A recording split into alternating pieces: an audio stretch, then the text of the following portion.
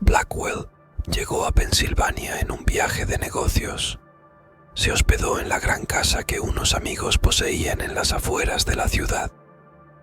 Esa noche pasaron un buen rato conversando y rememorando viejos tiempos.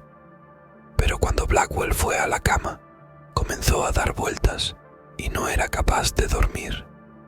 En un momento de la noche, oyó un coche llegar a la entrada de la casa. Se acercó a la ventana para ver quién podía arribar a una hora tan tardía. Bajo la luz de la luna vio un coche fúnebre de color negro lleno de gente. El conductor alzó la mirada hacia él. Cuando Blackwell vio su extraño y espantoso rostro, se estremeció. El conductor le dijo: «Hay sitio para uno más».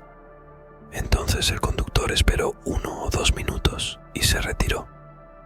Por la mañana, Blackwell les contó a sus amigos lo que había pasado. «Estaba soñando», dijeron ellos. «Eso debe haber sido», repuso él, «pero no parecía un sueño». Después del desayuno se marchó a la ciudad. Pasó el día en las oficinas de uno de los nuevos y altos edificios de la urbe. A última hora de la tarde, él estaba esperando un ascensor que lo llevara de vuelta a la calle. Pero cuando se detuvo en su piso, este se encontraba muy lleno. Uno de los pasajeros lo miró y le dijo: «Hay sitio para uno más». Se trataba del conductor del coche fúnebre. «No, gracias», dijo Blackwell. «Esperaré al siguiente». Las puertas se cerraron y el ascensor empezó a bajar. Se oyeron voces y gritos desesperados, y un gran estruendo hizo retumbar todo el edificio. El ascensor se había desplomado contra el fondo. Todas las personas que habían a bordo murieron.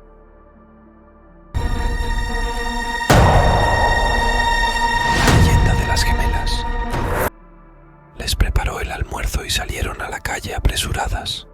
Como cada día, llevaba a sus hijas gemelas al colegio. Caminaban tarareando una canción y cogidas de la mano cuando el teléfono sonó desde su bolso. Era del trabajo. Respondió rápidamente y su interlocutor le pidió que acudiera de inmediato a la oficina. Había ocurrido algo grave, así que decidió que las niñas continuaran solas. Conocían bien el camino. Las besó en la frente y emprendió la ruta de vuelta. Solo dio 20 pasos. A sus espaldas el ruido de un fuerte golpe seguido de un frenazo hizo que volteara la cabeza con una expresión de horror en el rostro. Los cuerpos de las dos pequeñas yacían inertes bajo un camión. Todavía estaban cogidas de la mano. La mujer se sumió en una profunda depresión de la que consiguió salir con un nuevo embarazo.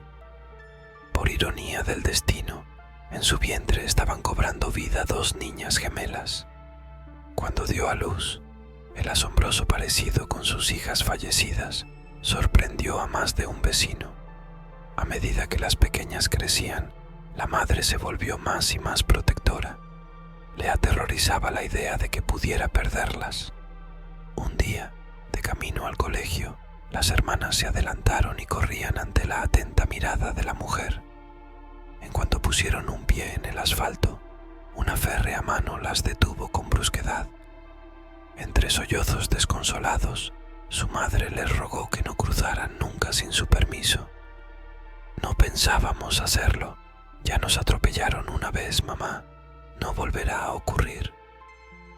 Desde entonces, algunos viajeros aseguran que al pasar por ese tramo, unas interferencias se cuelan en la radio y se oye una misteriosa melodía, el tarareo de unas niñas.